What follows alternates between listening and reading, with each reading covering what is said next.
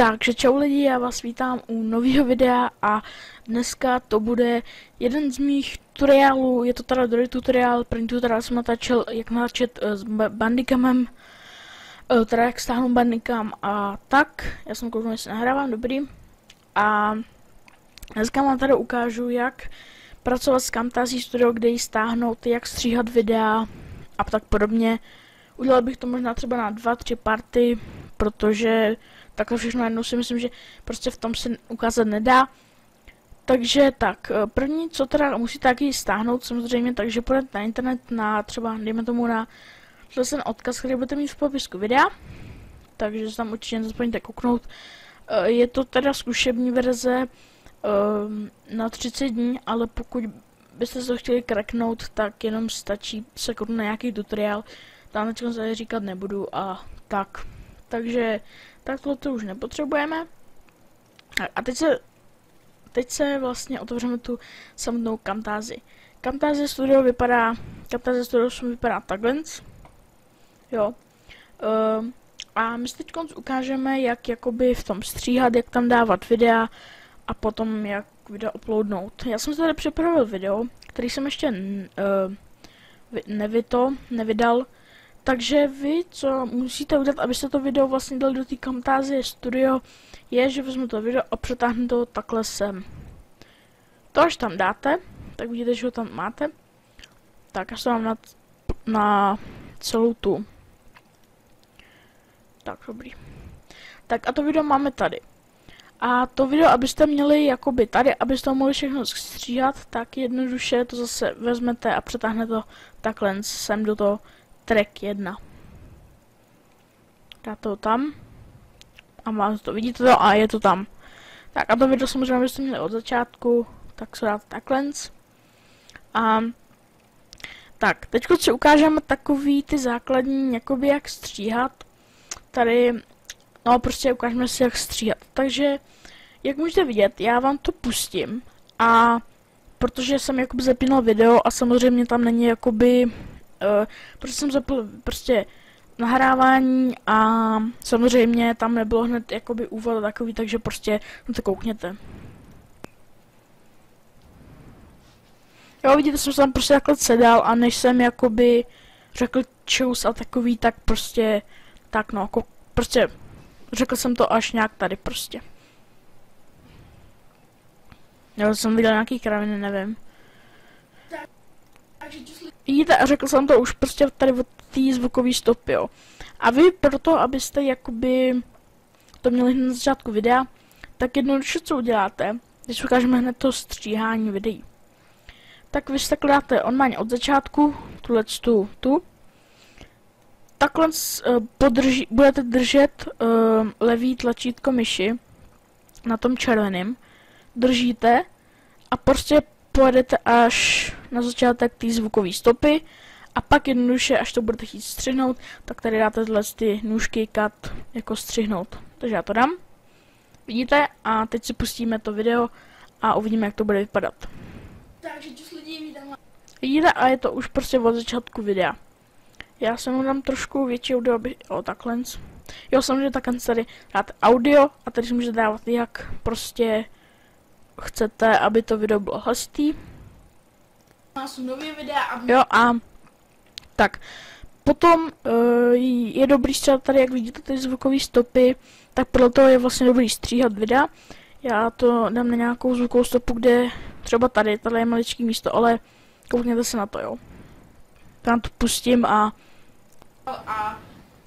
vidíte, a teď jsem tady mezi těma zvukovými stopama, tak jsem jakoby nic neříkal, nebo říkal, ale jakoby, no prostě jsem tam nic neříkal. A takže to znova střihnu, ten kousek, a bude tam hned jakoby to další, a bude to taky vypadat líp, jo. Takže střih. Můžete vidět, jak se vám to tady zobrazí, protože tady máte střih, jo. Pustíme. Vidíte, a střihlo se to prostě, vypadá to prostě líp, jo. A tady máme nějakou delší zvukovou stopu, takže na to koukneme bez střihu. Všechny. Vidíte, a prostě nic jsem tam neříkal, jo, mezi tou dobou. Tak se co uděláme, je, že takhle dojedeme až na začátek té další zvukové stopy. Dáme střih. A teď se koukneme, jak je to střihem. protože všechny hry... No teď se to trošku sekalo. A to ještě jednou. Protože všechny hry... No prostě je tam střih, jo. A vypadá to líp, protože se tam jakoby... prostě nemuseli se tam čekat, prostě než něco řeknu, jo. Tady máme další zvukovou stopu a tady třeba, jak vidíte, tak třeba zkonám, co to je za zvukovou stopu, že třeba to nemuselo být vůbec důležitý, takže já to pustím. Jo, tak je to teda docela zajímavý v té hře. Takže, tak my se tady zase vezmeme a takhle to dáme do začátku té zvukové stopy. Střih. Play. A ta je se teď trošku seká, takže se omlouvám. Pustíme to, doufám, že se to nebude sekat. No prostě, vidíte, prostě hned se to tam jakoby objeví prostě ta hra Beyond Two Souls, jo. Tady mám nějakou větší zvukovou stopu. Tady jsem to nějak ukazoval a takže tohle zase můžeme střihnout. Střih. A pustíme to. Souls na PS3 do Beyond Two Souls a mě to maličko seká, takže se omlouvám. Vlastně hlavní. No vidíte a prostě na střihu, takže to zase vypadá líp. No a takže to bylo asi o střihu. Samozřejmě myslím, že už nějak jako do detailu to nemusím nějak dostat, to je prostě pochopitelný. S tím se určitě neučíte, já jsem taky vůbec nevěděl, co mám dělat, ale potom jakoby jsem tato přišel, jo, není to vůbec nějak těžký. Takže tak. Teď si ukážeme jakoby nápisy do těch videí. A tak, takže vy, aby se, když tam chcete mít nějaký nápis v tom videu, tak se dá tady Clouds. A tady můžete vidět, že můžete vybrat šipky. A tady dáte ještě tohleto tlačítko dolů, takovou šipečku. Takže si můžete vybrat, jo. Šipka to se vám nakreslí, jakoby tohleto červený. Jo, různý prostě to. A my se teď vybereme jenom nějaký obyčejný text, třeba v tomhle tom. Můžete tam taky dát bez rámečku jenom text a my si dáme třeba tohleto. Tady si zvolíte písmo, jaký chcete. Já dám A velikost písma, tak já dám třeba 48 a barvu, jo. Dáme třeba červenou. A napíšeme tam třeba jednoduše ahoj, jo. A vy prostě tady máte, vidíte, už tady se vám zobrazila ten nápis, tak jednoduše to tak zkrátíte, že tak nakonec toho půjdete, stisknete levý tlačítko, držíte a takhle si to můžete, jo, třeba až na konec videa si to můžete klidně dát, tam třeba dejme tomu takhle, a dáme to, jak dáme to ahoj, tak to dám třeba na začátek videa, jo, dáme to třeba sem, tak jo. Takže čus lidi, vítám vás u nového videa a dneska... A je tam to ahoj, tak, takže tohle to vymažu. Tak teď se dáme bez písma. To dá tohleto. Zase můžete vybrat prostě jakou to. Já dám znova 48. Třeba červený. Napíšu tam znova ahoj. Jo, tady zase tutu. A vidíte, má to tam bez písma. Teda bez jakoby rámečku. Takže čus lidi, vítám vás u nového videa a dneska je to... Vidíte? A máte to tam prostě. Takže tohle je jednoduchý. Potom si ukážeme další, to je jakoby rychlost videa. Když se to video nějak zrychlit, to je jednoduchý. To tady jak máte, tohle celý video, jo, tak jednoduše takhle na to kliknete, dáte pravý tlačítko, dáte clip speed, jo. A zase zobrazí tohleto. A tady máte, jak to video je dlouhý, jo, teda rychlý. Normálně 100, to je normálně jakoby prostě normální. A dejme tomu, já to dám, dejme tomu na 50, jo. 50. Jo, tady máte to clip speed 50% a teď si to pustíme a bude to pomalý.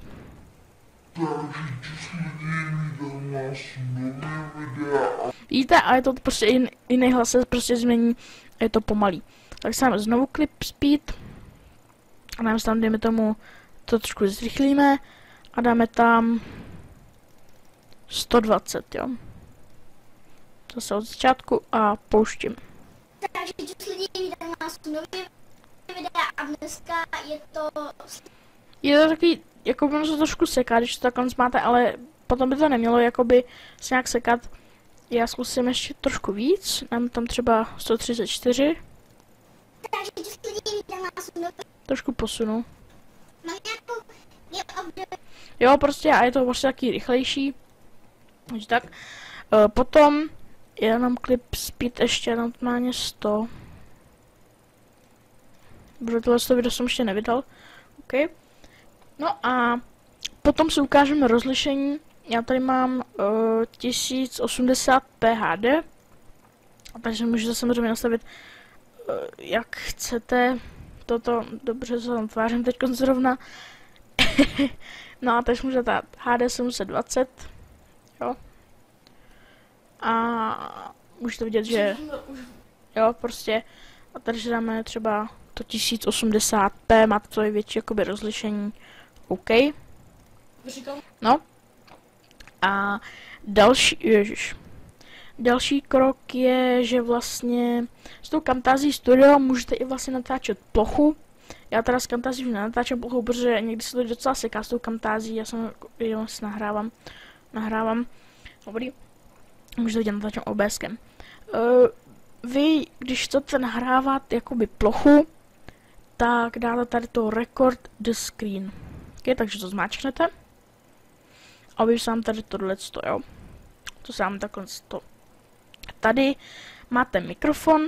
Já mám mikrofon jakoby, prostě mikrofon mám. Takže můžete zvolit jakoby mikrofon, že jo, z webkamery, prostě tak. A ten mám mikrofon USB, prostě ten, co mám zapojený. Tak můžete tady samozřejmě si dáte jakoby hlasitost, jak chcete mít velkou.